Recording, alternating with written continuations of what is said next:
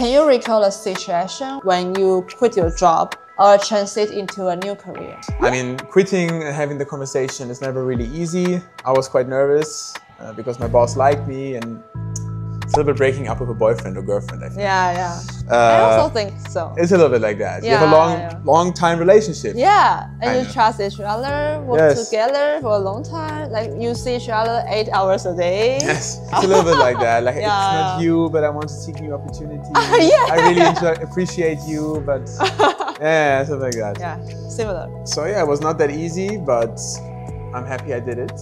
And I think sometimes, most of the times, the more difficult decisions, they lead to a simpler and easier life. So you just need to do it.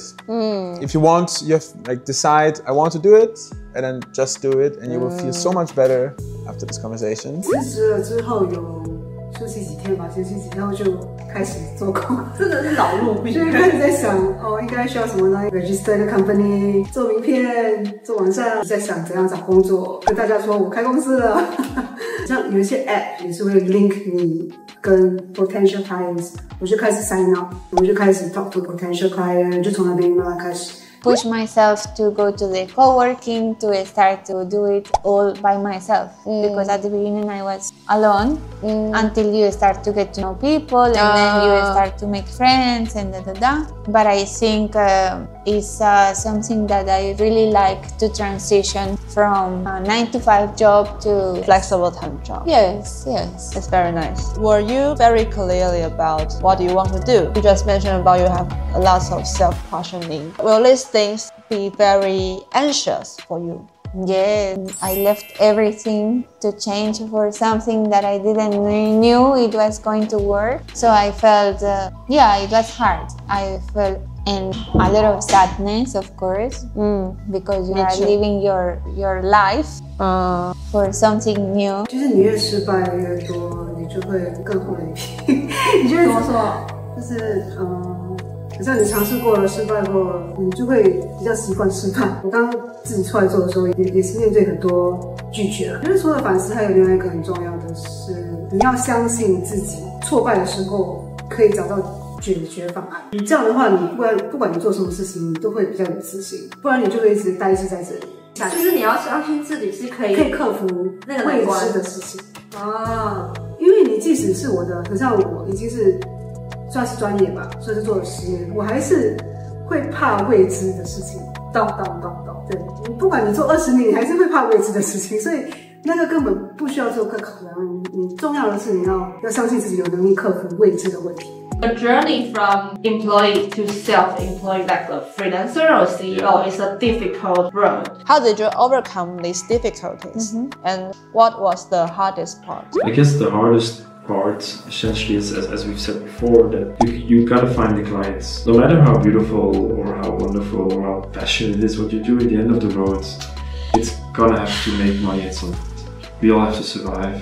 That would be the most challenging part, or that can be the most stressful thing. And I would recommend also to find help.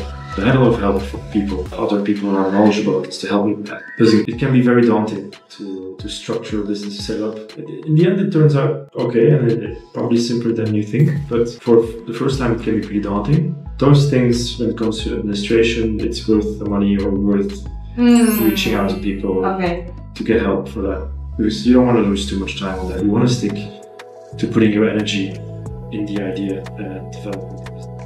I think the hardest part was to leave everything behind. The person who I was. Because you are going to be a whole new person. Yeah, I'm still being Paloma. Yes. But a new version of myself. So Paloma 2.0.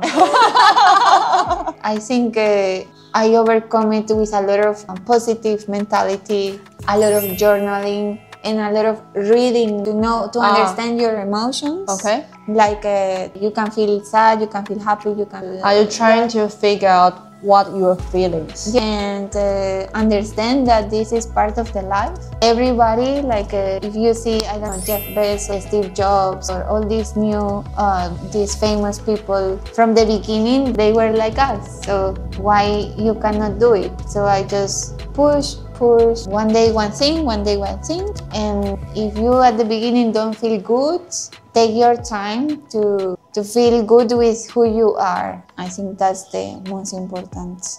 It's a conversation about you and yourself. Yes. 我很喜欢这个过程，因为我觉得是个 personal character growth， 就很像你经历一些 relationships， 你会成长。我觉得自己出来做或者 digital nomad， 做一个对自己的事业比较多责任的时候，是个很好成长的机会。It builds your character。你说因为责任的那些压力使你成长，两方面都有吧，因为你需要有那个能力，你才可以做那个决定，做一个比较不会让你亏损的决定，或比较会成功的决定。就是要衡量很多事情。如果有自信的话，你就会一直怀疑自己。怀疑的那个过程，你可能已经错失一些事情。有时候你就是要很果断的做一些决定，然后面临那个挫折。For those who hesitate to make a change in their careers, how would you encourage them? What advice will you give them? Think about the implications a job change has with it. Make yourself a little bit aware what you actually want, what kind of roles you want, how much work you want to do, what kind of work you want to do, and then just take a decision and pursue that goal. Do not listen to what other people is saying to you. Like maybe some people will say, oh no, this is very difficult, or this is impossible, or no, why you try this? It's okay, yeah, that they say to you, but it gets a moment that you say, okay, thank you for your opinion. I love you. But I am in this moment in my life in which I need only positive vibes and motivation, and not like you are pushing me down. So please, if you want to tell me something, you can tell me something positive. We can talk about something that it will help us grow in a way. If not, then I'm sorry, but I don't want to talk to you anymore. And it's fine, because you are the result of the 5 people that you surrounded with. So if you keep hearing these negative things, then what you expect, you will not have a lot of energy to achieve your dreams. So I think that's very important. 我觉得如果你处于这个阶段的话，可能你必须要做一些小小的提升。我觉得有2方面，一方面是心理的建设，如何增强自己的自信心，可以多读一点书，或多反思。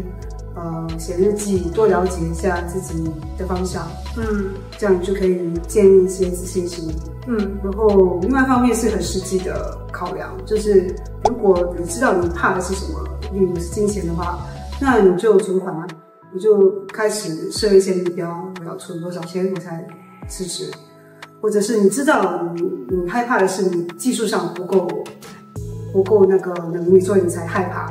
那你就实际的去上个课程，开始做一些 internship 之类的，补足你那个专业技能。对，你可以，因为你在反思的过程，你就会列下来，你就开始知道你怕什么，就可以从那边开始做一些实际的行动。你开始做行动的时候，你就会更有自信心，你就会往上的循环。